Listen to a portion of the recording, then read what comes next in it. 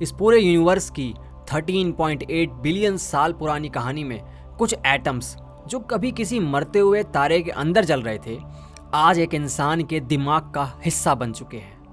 और वही एटम्स अब एक सवाल पूछ रहे हैं, मैं यहाँ क्यों हूँ? शायद ये एग्जिस्टेंस का सबसे बड़ा पैराडॉक्स है।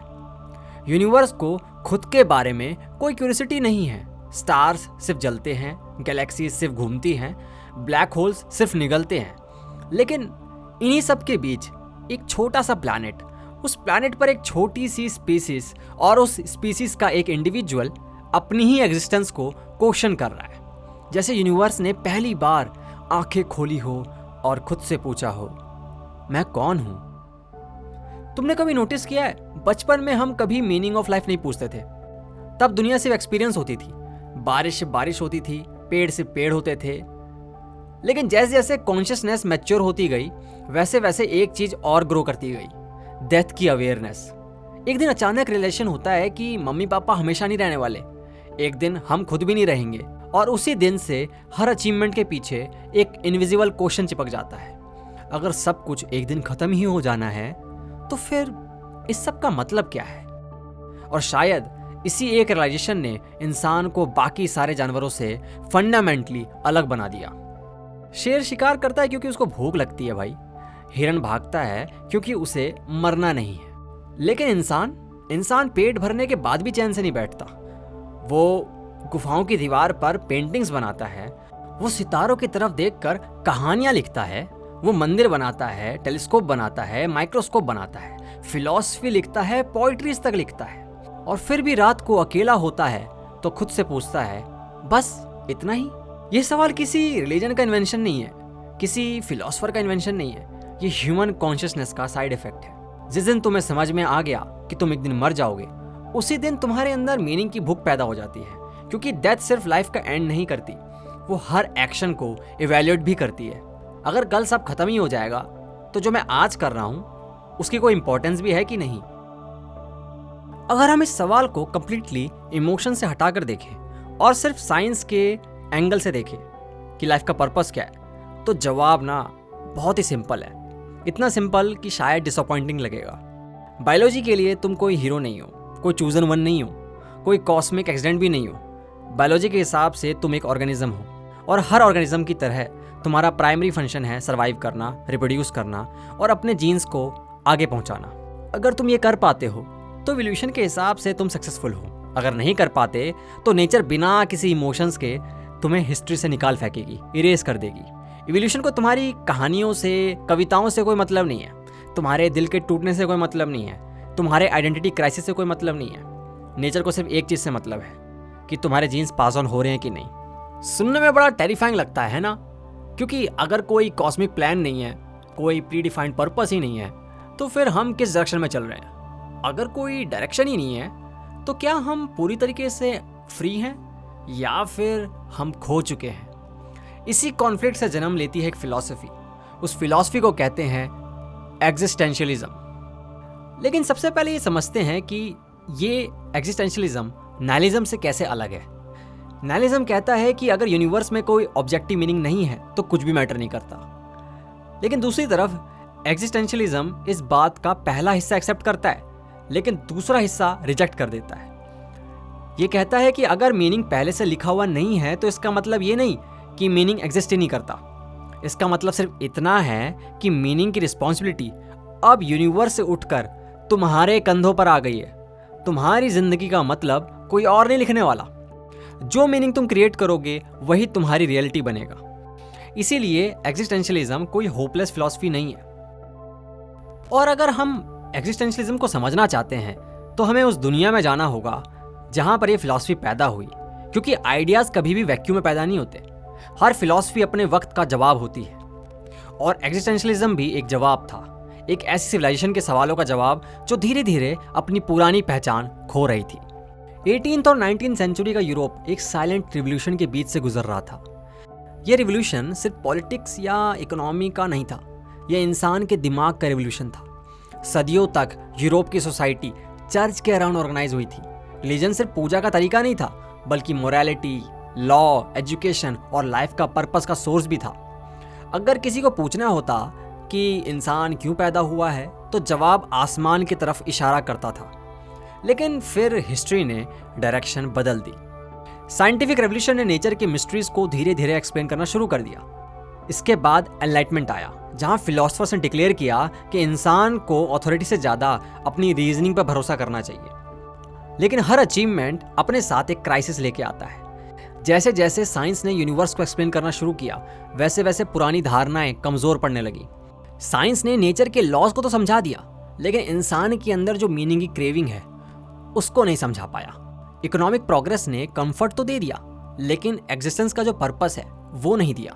और शायद पहली बार हिस्ट्री में इंसान के पास जीने के सारे रिसोर्सेज थे, बस जीने की वजह धुंधली पड़ने लगी थी।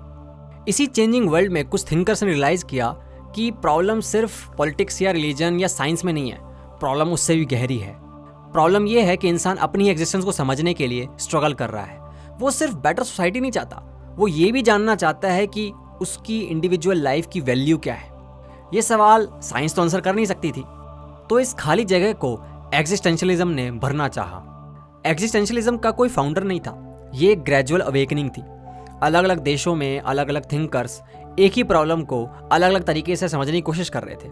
उनमें से एक नाम धीरे धीरे सबसे अलग उभर के सामने आ रहा था, जिसे लगता था कि फिलॉसफी ने इंसान को थ्योरीज तो दे दी, लेकिन उसके पर्सनल स्ट्रगल को भूल गई। उस फिलॉसफर का नाम था सोरेन किरकेगार्ड। उनका मानना था कि लाइफ का मीनिंग किसी बुक में नहीं मिलने वाला, सोसाइटी नहीं बताने वाली, या फिर कोई रिलीजन नहीं बताने वाला। मीनिंग तब पैदा होगा जब एक इंसान खुद अपनी एग्जिस्टेंस का सामना करेगा। वो कहते थे कि हर इंसान अकेला पैदा होता है, अकेला ही डिसीजन लेता है, और आखिर में अपने डिसीजन के कारण जो कॉन्सिक्वेंसेस होते हैं उनको भी अकेला ही भुगतता है। इसलिए उन्होंने दी क्राउड को, यानी भीड़ को, डेंजरस बताया। क्राउड हमें कंफर्ट तो देता है, बट हमारी इंडिविजुअलिटी छीन लेता है। जब हम सिर्फ इसलिए कुछ करते हैं क्योंकि सब कर रहे हैं, तब हम अपनी असली आइडेंटिटी से दूर चले जाते हैं। उन्होंने कहा कि लाइफ का सबसे बड़ा चैलेंज इग्नोरेंस नहीं है, बल्कि ऑथेंटिसिटी की कमी है। बहुत लोग पूरी जिंदगी दूसरे की एक्सपेक्टेशन फुलफिल करते रहते हैं। सोसाइटी जो रोल दे देती है वही उनकी आइडेंटिटी बन जाती है। लेकिन किरकेगार्ड के हिसाब से एक मीनिंगफुल लाइफ तब शुरू होगी जब इंसान खुद से पूछेगा, मैं असल में कौन हूँ और मैं किस चीज़ के लिए जीना चाहता हूँ। किरकेगार्ड की फिलॉसफी में एक इमोशन बार बार सामने आता है, एंग्जाइटी, या जिसे वो डिजीनेस ऑफ फ्रीडम कहते हैं। उनके हिसाब से एंग्जाइटी को वीकनेस नहीं है, ये इस बात का सिग्नल है कि तुम्हारे पास चॉइस है। जब हर रास्ता खुला हो तब कंफ्यूजन और फियर आते ही आते हैं, लेकिन इसी फ्रीडम के साथ रिस्पॉन्सिबिलिटी भी आती है। चॉइस से बचना आसान है, लेकिन उससे भागना अपनी आइडेंटिटी से भागना है। किरकेगार्ड कहते थे कि इंसान सिर्फ सर्कमस्टांसेस का प्रोडक्ट नहीं होता, हर डिसीजन के साथ वो खुद को क्रिएट करता है। हम जो चूज करते हैं वही धीरे धीरे हम बन जाते हैं। इसलिए मीनिंग किसी एक ग्रैंड मूवमेंट में नहीं मिलने वाला, वो हर रोज के छोटे छोटे डिसीजंस में मिलता है। उन्होंने ह्यूमन लाइफ को समझने के लिए 3 स्टेजेस ऑफ एग्जिस्टेंस का आइडिया दिया। पहला है एस्थेटिक स्टेज। इस स्टेज में इंसान प्लेजर, एक्साइटमेंट और एंटरटेनमेंट के पीछे भागता है। नए एक्सपीरियंसेस, रिलेशनशिप, मनी, फेम या थ्रिल्स उसकी प्रायोरिटी बन जाते हैं। लेकिन कुछ वक्त बाद हर एक्साइटमेंट नॉर्मल लगने लगती है और फिर अंदर से खालीपन महसूस होता है।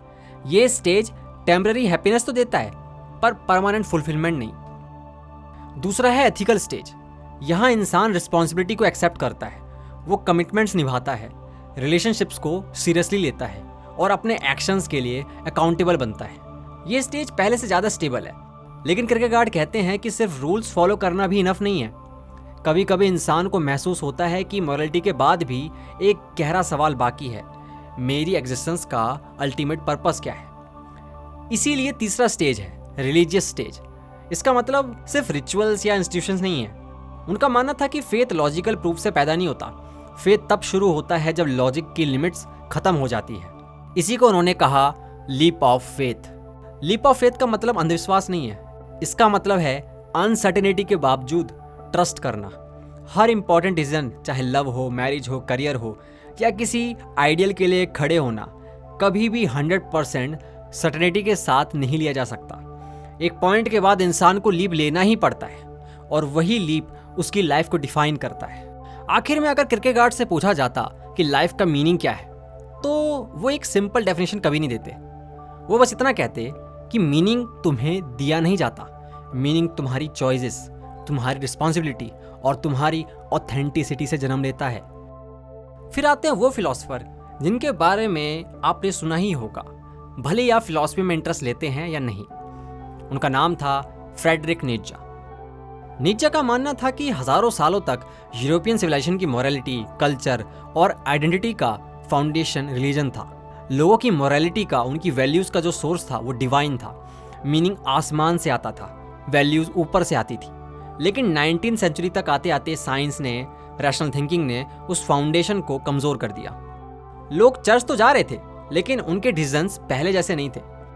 नीत्शे ने देखा कि सिविलाइजेशन अब भी पुरानी मोरल लैंग्वेज यूज कर रही है, लेकिन उस लैंग्वेज के पीछे जो बिलीफ सिस्टम था वो धीरे धीरे खत्म हो रहा था। इस रियलिटी को उन्होंने सिंबॉलिक तरीके से कहा, God is dead and we have killed him. ध्यान दीजिए, यहाँ पर नीत्शे किसी डिवाइन बीइंग की डेथ की बात नहीं कर रहे हैं। वो कह रहे थे कि मॉडर्न सोसाइटी की जो कलेक्टिव कॉन्शियसनेस है उसमें गॉड अब सेंटर में नहीं रहता। अब जो सेंटर है वो टूट चुका है और सबसे बड़ा सवाल ये है कि उसकी जगह लेने वाला कौन है। अगर मोरालिटी का सोर्स खत्म हो गया तो सही और गलत कौन डिसाइड करेगा?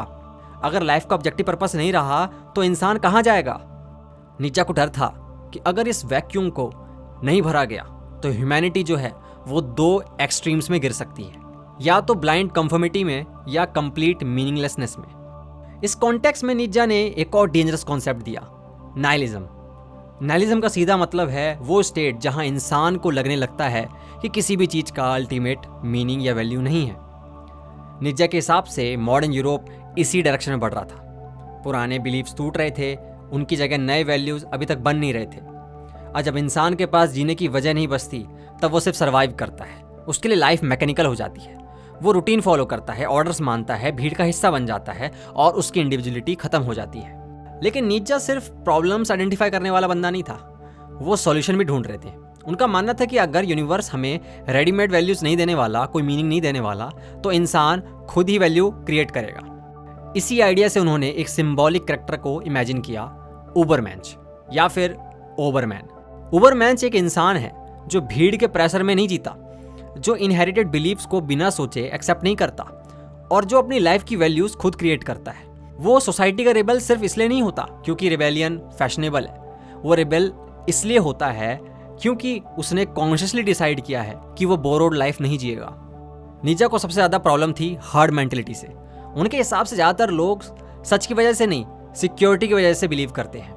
वो वही सोचते हैं जो मेजोरिटी सोचती है, वही फॉलो करते हैं जिसको सोसाइटी अप्रूव करती है, और धीरे धीरे उनकी इंडिविजुअलिटी खत्म हो जाती है। नीत्शे ने दुनिया को कोई फाइनल आंसर नहीं दिया। उन्होंने सिर्फ इतना कहा कि अगर पुराने गॉड्स चुप हो गए हैं तो इंसान को अपनी क्रिएटिविटी, करेज और रिस्पॉन्सिबिलिटी के थ्रू नए वैल्यूज क्रिएट करने होंगे। ये एक थ्रिलिंग पॉसिबिलिटी भी थी और एक टेरिफाइंग बर्डन भी। और कुछ ही सालों बाद हिस्ट्री ने ह्यूमैनिटी को एक ऐसे नाइटमेयर के बीच लाके खड़ा कर दिया जहां नीत्शे के वार्निंग्स और भी ज्यादा रियल लगने लगे। यूरोप 2 वर्ल्ड वार्स की आग में जलने वाला था, करोड़ों लोग मरने वाले थे, और इसी डार्कनेस के बीच एग्जिस्टेंशियलिज्म सिर्फ एक फिलॉसफी नहीं बल्कि जीने का सवाल बनने वाला था। सेकेंड वर्ल्ड वार के बाद जब यूरोप अपनी बर्बादी से बाहर निकलने की कोशिश कर रहा था, तब एक फिलोसोफर की आवाज सबसे ज्यादा पावरफुल बनकर सामने आई। वो कोई ट्रेडिशनल फिलोसोफर नहीं थे, वो सिर्फ यूनिवर्सिटी क्लासरूम तक सीमित नहीं थे। वो नोवेल्स लिखते थे, प्लेज लिखते थे, पॉलिटिकल डिबेट्स में पार्टिसिपेट करते थे और पेरिस के कैफे में बैठकर ऑर्डिनरी लोगों के साथ फिलॉसफी डिस्कस करते थे। उनके लिए फिलॉसफी कोई इंटेलेक्चुअल गेम नहीं थी।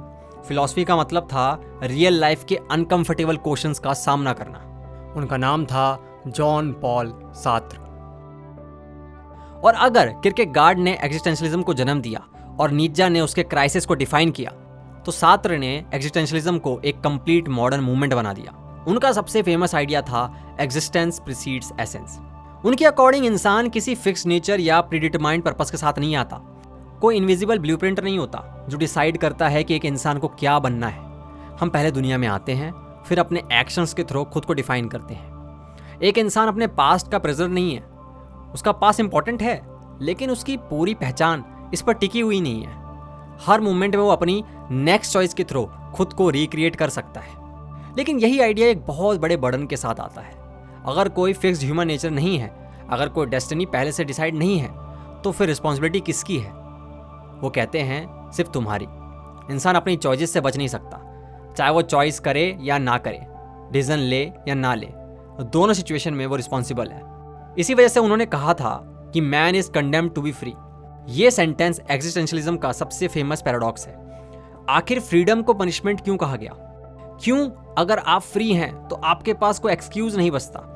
अगर कोई एक्सटर्नल फोर्स आपकी लाइफ का कंप्लीट ऑथर नहीं है तो फिर हर डिसीजन का वेट आपको खुद उठाना पड़ेगा। फ्रीडम का मतलब सिर्फ ऑप्शंस होना नहीं है, फ्रीडम का मतलब है अपने ऑप्शंस के कॉन्सिक्वेंसेस को एक्सेप्ट करना, और यही चीज इंसान को अनकंफर्टेबल बनाती है। सार्त्र का एग्जिस्टेंशलिज्म एक डार्क फिलॉसफी लग सकता है क्योंकि वो कंफर्ट के इल्यूजन्स को तोड़ता है, लेकिन उनका कंक्लूजन एम्पावरिंग था। अगर कोई प्री डिटरमाइंड एसेंस नहीं है, कोई मीनिंग नहीं है, तो इसका मतलब ट्रांसफॉर्मेशन पॉसिबल है। आप अपने पास से बंधे हुए नहीं हो, आप अपने मिस्टेक्स से बंधे हुए नहीं हो, आप वो नहीं हो जो दुनिया डिसाइड कर रही है, आप वो हो जो आप चूज कर रहे हो। अगर सार्त्र ने ह्यूमन फ्रीडम को एग्जिस्टेंशलिज्म का सेंटर बनाया तो एल्बर्ट कामू ने एक और बड़े कॉन्फ्लिक्ट को एक्सप्लोर किया, इंसान की मीनिंग की हंगर और यूनिवर्स की साइलेंस के बीच का कॉन्फ्लिक्ट। कामू के लिए सबसे बड़ा फिलोसफिकल क्वेश्चन ये नहीं था कि दुनिया में गॉड है या नहीं, उनका सवाल और भी ज़्यादा डायरेक्ट था। अगर लाइफ का कोई अल्टीमेट मीनिंग नहीं है तो फिर जीने का क्या फ़ायदा? ये सवाल इतना सीरियस था कि कामू ने इसे फिलॉसफी का सबसे इंपॉर्टेंट क्वेश्चन माना, क्योंकि अगर इंसान को लगता है कि एग्जिस्टेंस मीनिंगलेस है तो फिर उसके सामने सबसे फंडामेंटल चॉइस आती है, क्या वो इस मीनिंगलेस एग्जिस्टेंस को एक्सेप्ट करेगा या उसे रिजेक्ट करेगा। कामू का सबसे फेमस कंसेप्ट था दी एब्सर्ड, लेकिन एब्सर्ड का मतलब सिर्फ स्ट्रेंज या इलॉजिकल नहीं होता। कामू के लिए एब्सर्ड एक सिचुएशन थी जो तब पैदा होती है जब दो अपोजिट रियलिटीज टकराती हैं। एक तरफ इंसान है जो नेचुरली मीनिंग, पर्पस और आंसर्स ढूंढता है। हम पैटर्न्स क्रिएट करते हैं, हम स्टोरीज बनाते हैं, हम चाहते हैं कि दुनिया फेयर हो, कि सफरिंग का कोई मतलब तो हो, हमारी एग्जिस्टेंस की कोई इंपॉर्टेंस तो हो। लेकिन दूसरी तरफ यूनिवर्स है जो इनडिफरेंट है। नेचर अपनी लॉज फॉलो करती है, लेकिन यूनिवर्स हमारे पर्सनल क्वेश्चंस का कोई जवाब नहीं देता। इंसान सवाल पूछता है और यूनिवर्स चुप रहता है। इसी साइलेंस को कामू ने कहा दी एब्सर्ड। कामू खुद को एग्जिस्टेंशलिस्ट नहीं मानते थे, क्योंकि उन्हें लगता था कि कुछ एग्जिस्टेंशलिस्ट थिंकर्स मीनिंग के एब्सेंस को एक्सेप्ट करने के बाद भी एक फिलोसफिकल एस्केप क्रिएट कर देते हैं। कामू के अकॉर्डिंग हमें फॉल्स सर्टेनिटी की जरूरत नहीं है, हमें इमेजिनरी आंसर्स क्रिएट करके अपनी एंग्जाइटी को हाइड नहीं करना चाहिए, हमें रियलिटी को उसकी पूरी हार्शनेस के साथ एक्सेप्ट करना चाहिए। इसी आइडिया को एक्सप्लेन करने के लिए कामू ने अपनी famous essay the myth of Sisyphus लिखी। ग्रीक माइथोलॉजी में सिसिफस नाम का एक किंग था जिसे गॉड्स ने पनिशमेंट दी थी।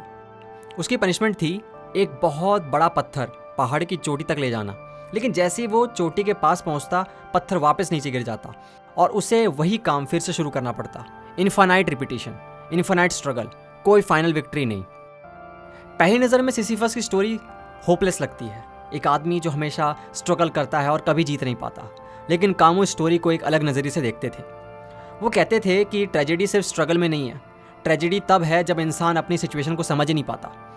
लेकिन जिस मोमेंट सिसिफस रियलाइज़ करता है कि ये उसकी रियलिटी है और फिर भी वो पत्थर उठाना चूज़ करता है, उस मोमेंट में वो डिफीटेड नहीं रहता, वो फ्री हो जाता है। कामू का फेमस कंक्लूजन था one must imagine Sisyphus happy.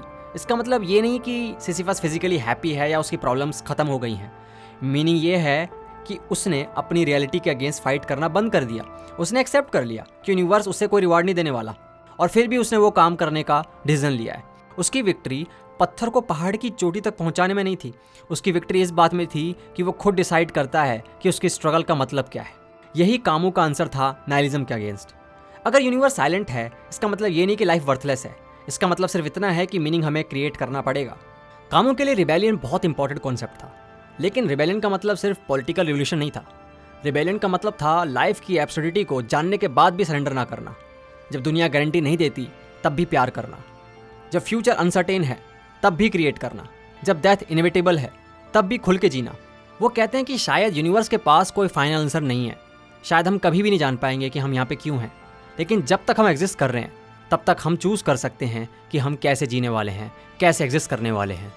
यहाँ एक इम्पॉर्टेंट सवाल आता है, अगर हर इंसान अपना मीनिंग खुद क्रिएट करेगा तो सफरिंग का क्या?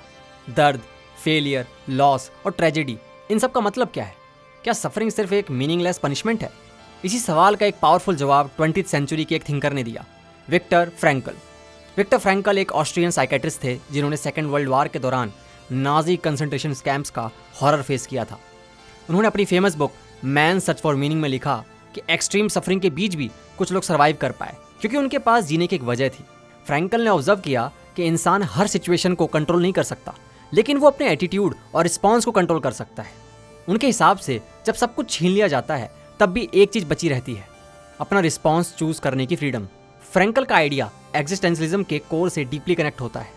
दुनिया हमारे कंट्रोल में नहीं होती, एक्सीडेंट्स होते हैं, लॉस होता है, प्रॉब्लम्स आती है, लेकिन हम उन एक्सपीरियंसेस को क्या मीनिंग देते हैं ये हमारे हाथ में ही होता है। दो लोग सेम ट्रेजेडी फेस करते हैं, लेकिन दोनों उस ट्रेजेडी को कम्प्लीटली अलग अलग तरीके से इंटरप्रेट करते हैं। एक इंसान उसे अपना एंड समझता है, दूसरा इंसान उसे अपनी स्ट्रेंथ का सोर्स बना लेता है। इसका मतलब ये नहीं कि सफरिंग ऑटोमेटिकली मीनिंगफुल हो जाती है। एग्जिस्टेंशलिज्म पेन को रोमांटिसाइज नहीं करता, दर्द दर्द ही रहता है, लॉस लॉस ही रहता है, लेकिन इंसान के पास एक यूनिक एबिलिटी है, वो अपने एक्सपीरियंसेस के अंदर मीनिंग क्रिएट कर सकता है। इसी एबिलिटी की वजह से ह्यूमैनिटी डिफिकल्ट सिचुएशंस के बाद भी खुद को रिबिल्ड कर लेती है। इसी वजह से लोग ट्रेजेडी के बाद भी आर्ट बना पाते हैं, रिलेशनशिप्स क्रिएट कर पाते हैं और फ्यूचर इमेजिन कर पाते हैं।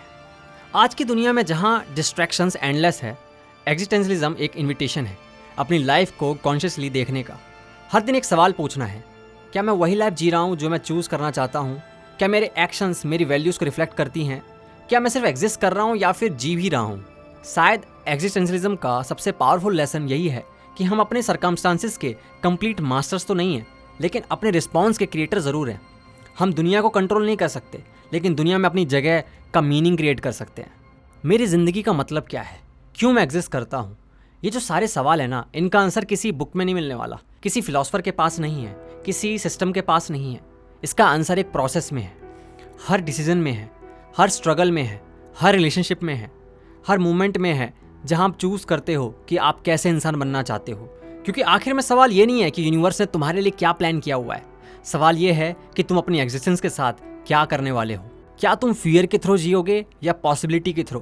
क्या तुम सिर्फ सर्वाइव करोगे या फिर कॉन्शियसली एग्जिस्ट करोगे? क्या तुम अपनी स्टोरी को सर्कमस्टांसिस के हवाले कर दोगे या फिर खुद उसके ऑथर बनोगे? एग्जिस्टेंशलिज्म का फाइनल मैसेज शायद यही है, दुनिया तुम्हें कोई गारंटी नहीं देती, लाइफ तुम्हें कोई परफेक्ट मैप नहीं देती, मीनिंग तुम्हारे सामने परोस कर नहीं रखा जाएगा, लेकिन तुम्हारे पास एक एक्स्ट्रा ऑर्डिनरी पावर है चूज़ करने की, क्रिएट करने की और अपनी कहानी लिखने की। और जब तक तुम चूज़ करते हो तब तक तुम सिर्फ एग्जिस्ट नहीं कर रहे, तुम जी भी रहे हो।